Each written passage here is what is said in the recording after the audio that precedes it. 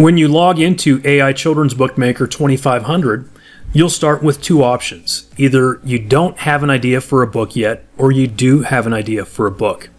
We'll be taking a look at every option and every tool throughout these demonstrations. We'll start with, I don't have an idea yet. From there, you can either use the quick book generator, which is the fastest, most automated option, or the step-by-step book generator, which is a much more in-depth and detailed process that gives you control of each step and every detail along the way. We're going to start with the quick book generator. Throughout this demonstration and every other demonstration, if you see any dark orange colored buttons, those are part of an upgrade package that we have available for members. And we will have a series of demonstrations available for members who do acquire that upgrade. For now, we'll be demonstrating all of the features and tools that you'll get in the main package for AI Children's Bookmaker 2500. So we'll click the button here that says Board or Picture Book. Step 1 is simply to click the blue button that says Generate Book Ideas. The AI will go to work and give you 5 interesting book ideas. If you don't like any of them, you can simply click the trash can and generate another set of 5 book ideas. Step 2 is to choose your favorite book idea by clicking the checkbox next to it. Again, the point of this quick book generator is to be fast and easy.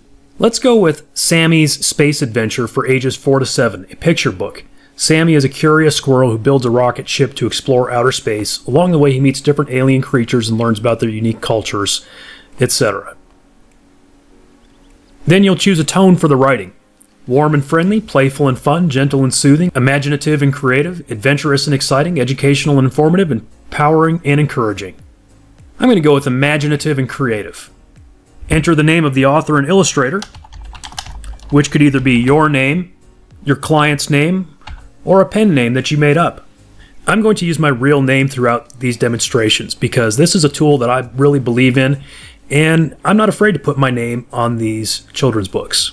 Then click Submit. And the AI goes to work actually writing this story. Here we go. We've got the summary, the title page, the copyright page, and the story itself, which is 18 pages, including the end page, as well as a back cover.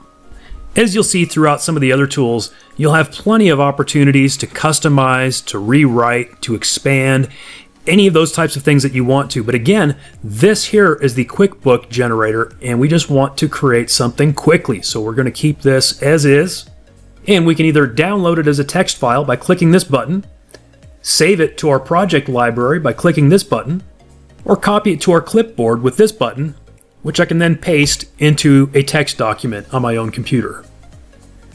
Once you've either saved or copied that text, you can click the illustration prompts button to move on to the next step. Here, we're going to paste in our entire book. In the previous step, I clicked the button to copy that book to my clipboard. So here, I'll simply do a Control V in Windows to paste it. And then I'll click the Submit button. Now the AI is going to work creating illustration prompts for me. You can see here that it's created the illustration prompts.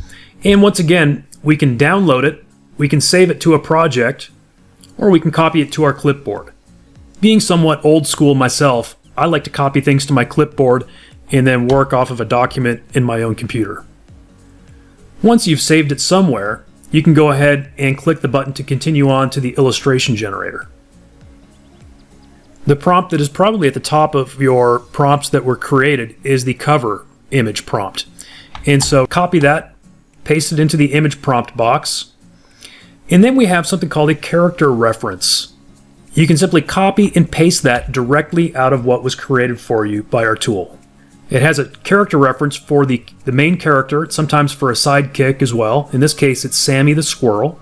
It tells the AI what these consistent features need to be so that we can have a consistent character throughout our book, and it also gives you some art style preferences.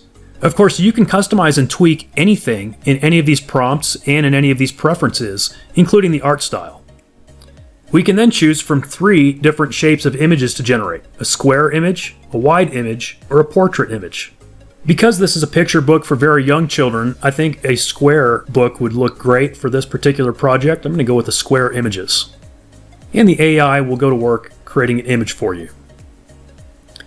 And as you can see, it created a cover for Sammy's space adventure. Now, if you wanted to regenerate that particular image, it's as simple as clicking the square image button again, or the wide or the portrait image button again. If you want to view it larger before deciding whether you want to download it, click the View Larger button. As you can see, this is a really nice looking illustration. And if you like it, go ahead and click the Download Image button. As you can see here in step number 5, it says repeat steps 1, 3, and 4 for your remaining prompts. In other words, we're going to leave the character reference intact.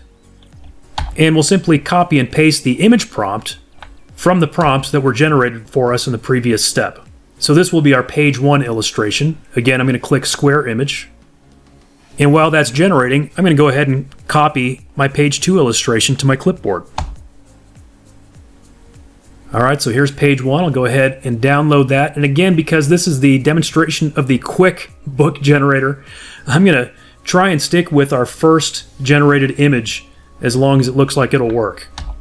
Here comes page 2, square image. In the meantime, I'll copy my third page, prompt.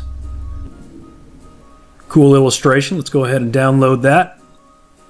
And I'll paste in my next prompt. Again, square image. I'll copy my page 4 prompt. Let's go ahead and download that image.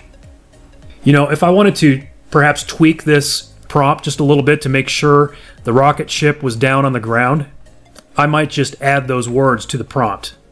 Standing in front of his completed rocket ship, which is on the ground.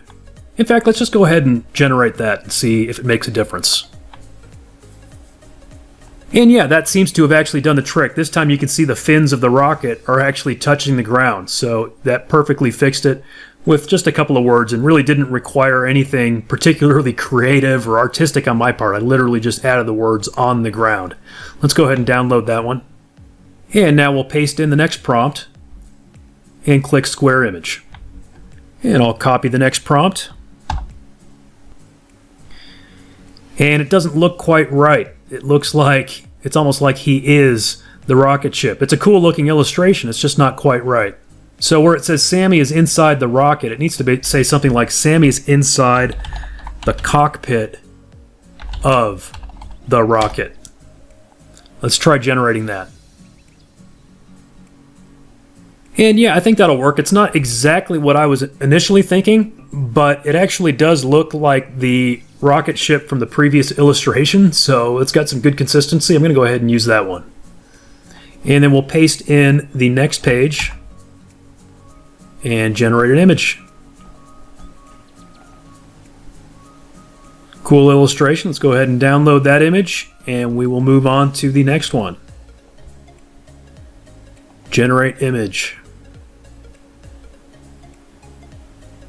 Alright, we'll go ahead and download that one and move on to the next one. Generate image. Alright, that's pretty cool looking. Let's go ahead and download that, and we will move on to what I believe is page 8.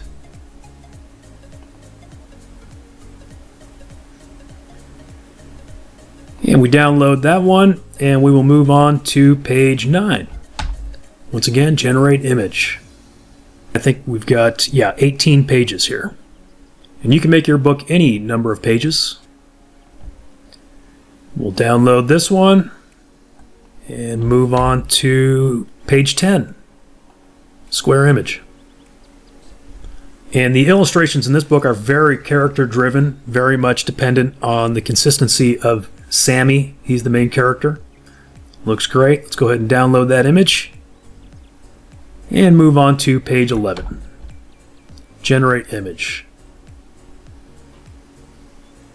That's a cool illustration. Let's go ahead and download that. And we'll move on to page 12. Paste it in and click Square Image. That's a pretty good illustration, but he's not wearing his space helmet. It's having a little bit of a trouble with this particular image prompt. Let's take a look at it. Okay, Swirly's Aliens. Sammy in his space helmet. Let's regenerate that. And that's what I was looking for. Let's go ahead and download that. And we will move on to page 13. Sammy waving goodbye to his new friends. Let's say new alien friends. Square image. That one's pretty good. It'll totally work. Those aliens just look maybe a little scary for the children's book, the way they've got those big beady eyes. I'm going to go ahead and just roll with it. And we'll move on to page 14. Let's see. Sammy's looking out the window. I just need to change that because it depicted his rocket ship as like he's sitting in a cockpit. So he's looking out through his helmet. Let's see if it understands what I'm talking about there. Yeah, there it is. Let's go ahead and download that image. And we'll move on to page 15. And click square image. Yeah, it looks great. Let's go ahead and download that. Moving on to page 16. Square image. And I know he's going to be wearing his helmet even though he's in bed in this because that's what we told it to do with consistent features. I could change that if I wanted to, but I think it'll actually be fine just to keep it. And sure enough, yeah, he's got a helmet. Let's go ahead and download that. I think that's really good. That's pretty cool how it depicted those thoughts or dreams. I could take this document and upload it to a publishing platform like Amazon.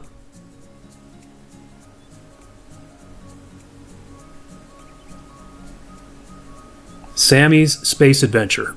And we'll take a look at some additional publishing options as well as some advanced options in some of the other demonstrations, and we'll also look at specifically how to publish on Amazon as well.